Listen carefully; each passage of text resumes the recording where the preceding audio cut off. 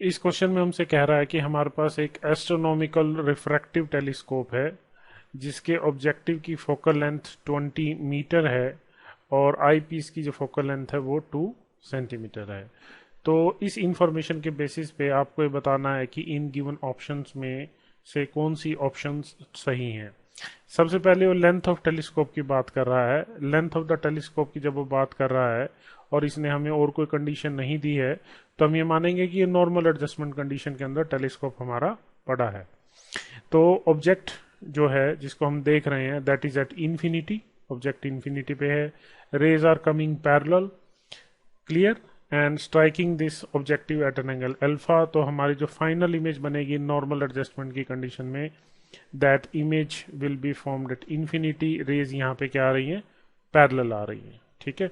तो इस कंडीशन में जो यहाँ से लेके यहाँ तक का जो डिस्टेंस है जो कि क्या होगा F naught plus F E, F naught plus F E, focal length of objective and focal length of eyepiece, ये जो टोटल सम है that is the length of the telescope. Clear, मतलब tube length of the telescope. तो हमारे पास यहाँ पे ये 20 metre है और ये 2 सेंटीमीटर मतलब 0.02 मीटर। तो इस पॉइंट ऑफ इस इंफॉर्मेशन से हम कह सकते हैं कि ऑप्शन ए ठीक है, length of the tube is 20.02 metre. Next part में हमसे पूछ रहा है कि मैग्निफिकेशन 1000 है। क्लियर, तो नॉर्मल एडजस्टमेंट की कंडीशन में हम मैग्निफिकेशन को डिफाइन करते हैं M, that is F nought by F E. तो एफ नॉट हमारे पास क्या है 20 metre, so we can write 2000 centimetre divided by 2 centimetre, so that comes out to be 1000। तो ये बी ऑप्शन भी ठीक है। Third option, the image formed is inverted, यहां से दिख रहा है कि जो भी इमेज बनेगी, जो भी हमारी फाइनल इमेज बनेगी that will be inverted, so option C is also correct. D option में हमसे कह रहा है an objective of larger aperture will increase the brightness and reduce chromatic aberration of the image.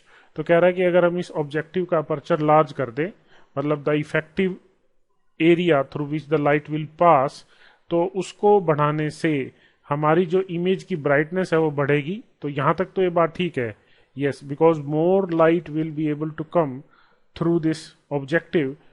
Clear, तो उससे intensity of और brightness of the image will increase. But ये कह रहा है कि जो क्रोमेटिक एबरेशन है वो घट जाएगी। तो जो क्रोमेटिक एबरेशन है वो इस तरह से अपर्चर पर डिपेंड नहीं करती है। तो क्रोमेटिक एबरेशन कैसे घटेगी इस बात को समझने के लिए हमें इस फिगर की हेल्प लेनी पड़ेगी। तो क्रोमेटिक एबरेशन में आपको पता है कि जो हमारा रेड और वॉयलेट कलर है वो अलग अलग जगह पे फोकस होते हैं, जिसकी वजह से हमारे पास 2 फोकस बनेंगे और बाकी अलग अलग कलर्स के लिए अलग अलग फोकस आएंगे, जिसकी वजह से हमारे पास जो कलर ब्लरिंग होगी एजिस पे जो भी हम इमेज बनाएंगे। तो उस चीज को खत्म करने के लिए हमें 2 अलग अलग रिफ्रैक्टिव इंडेक्सेस के लेंसेज यूज करने पड़ेंगे। एक जो ये कन्वेक्स लेंस है इसका जो क्रोमेटिक एबरेशन है वो पॉजिटिव है और ये जो है इसका जो क्रोमेटिक एबरेशन है वो नेगेटिव है। तो बेसिकली हम एक तरह का डबलेट यूज करते हैं जिसको जनरली अक्रोमेटिक डबलेट कहते हैं।